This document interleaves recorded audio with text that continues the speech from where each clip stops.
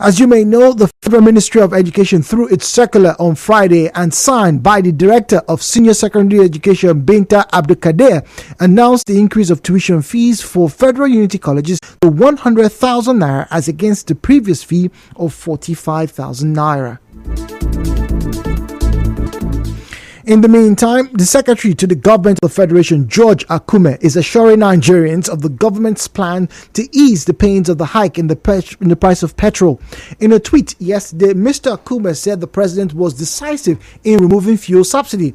He urged Nigerians to be patient as the federal government is already working out modalities to ensure market forces normalize pricing while it drives policies that will boost the earning power of Nigerians. He also said that the president has clear economic restoration plans. In another development, the former chairman of River State Implementation Committee for Subsidy Reinvestment and Empowerment Program, also known as SURE-P, Minabi Dagogo Jack, says the government should craft out monitoring policies before approving infrastructure support funds to states. Mr. Dagogo Jack said this on Nigeria Info FM's Morning Crossfire today.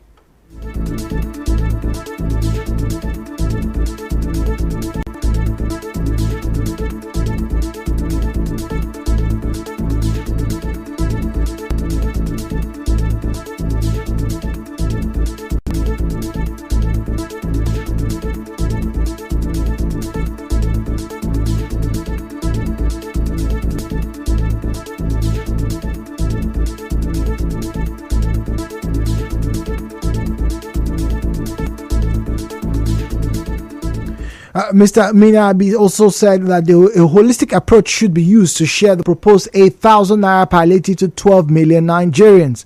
Last week, President Bola Tinubu approved the establishment of Infrastructure Support Fund for the 36 states of the Federation as part of measures to cushion the effect of the petrol subsidy removal on the people. Moving on, the family of the journalist who was kidnapped in Port Harcourt 4 days ago, Prisba Anthony Wokocha, says her captors are demanding 150 million naira in ransom. Her husband Anthony made this known when members of the Nigerian Guild of Editors in River State visited the family to empathize with them. He said the kidnappers contacted him on Saturday. Mr. Wokocha told the Guild that his wife was on her way from work on Thursday evening when she was kidnapped by gunmen. He said the incident happened at about 8 p.m. when her vehicle broke down and they were trying to fix it along the Gulf Estate Highway, Transamadi, Port Harcourt. Prispa Anthony Wokocha is the director of news, River State Broadcasting Corporation.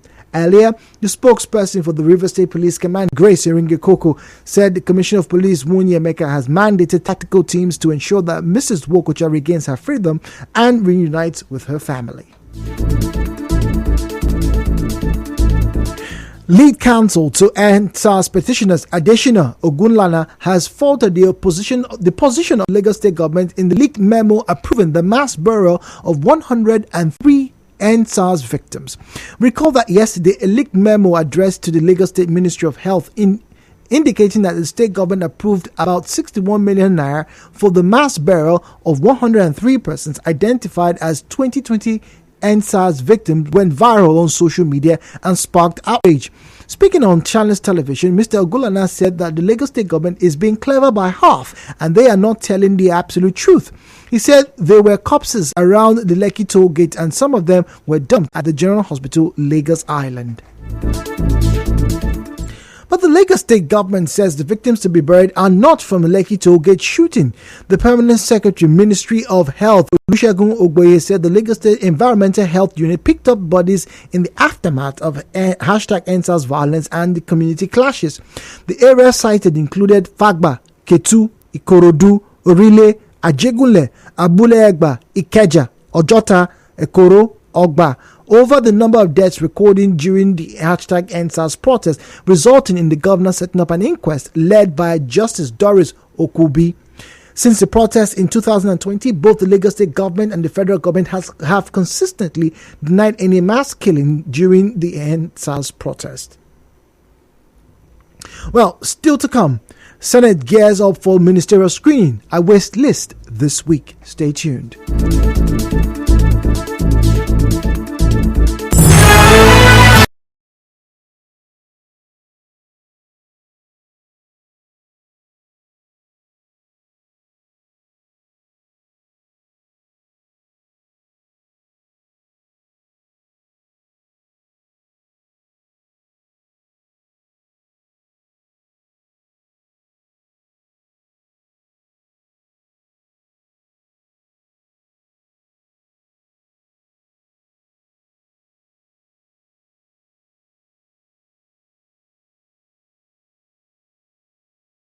Senate is expected to receive the list of the president's ministerial nominees this week. This is as the president has 5 days to the end of the 60 days constitutional window. Speaking to the Punch newspaper, the president's senior special assistant on media and publicity, Dr. Ajayi, said the list will be out this week. 1999 Constitution stipulates that the person nominated as minister 6 days of the office confirmation the federal range of suspected oil thieves in connection with the intercepted Cameroon-bound vessel laden with 150 metric tons of stolen crude oil. The vessel was intercepted on the 7th of July on the Escravos Sea in Delta State with 11 Nigerians and 1 Ghanaian on board. On the 11th of July, the military set the vessel ablaze at the creek close to Benin Island in the Warri Southwest local government area of Delta State. The suspects were arraigned before the Federal High Court in Asaba.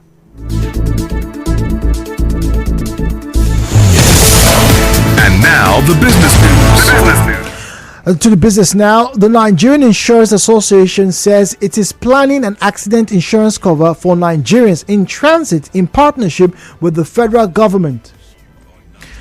The Director General NIA, Yetunde Ilori, said this is in the association's 2022 annual report. She said it is aimed at reducing the rate of untimely death and to ensure that insurance is made compulsory for all passengers while on transit. In entertainment, Nollywood fell to a second place after a short-lived reign at the top. It follows the release of a much-anticipated Hollywood movie, Mission Impossible. The movie has grossed about 78 million naira in Nigerian cinemas in just its first week of release.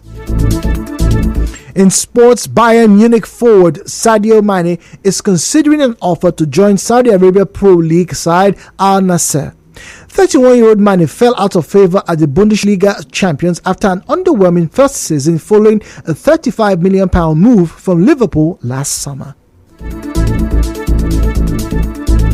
And finally, from the international scene, the death toll from a building collapse in Cameroon has increased to 16. Others are also injured after a 4-story building fell onto another residential building in the early hours of Sunday morning. Distressed neighbors describe hearing screams. It is not currently known what caused the collapse. And that was the news this afternoon, but before we depart, a quick recap. On the news this afternoon, you heard parents in Port Harcourt say increase in school fees of Unity schools is ill-timed. And the federal government says it is working to ease the pain of petrol hike on Nigerians. Kidnappers of Port Harcourt journalists are demanding ransom. The Lagos state government has reacted to as planned mass burial for #EndSARS victims sparks outrage. And on the foreign scene, the deaths from a collapsed building in Cameroon has risen to 16. The news was edited by Martha Okere and Kem. Rain showers in Port Harcourt this afternoon with temperatures of about 25 to 27 degrees centigrade. Please be advised. Peace is a path to the prosperity of a nation. Let peace reign. My name is Jude Omamegbe. Thank you for listening and good afternoon.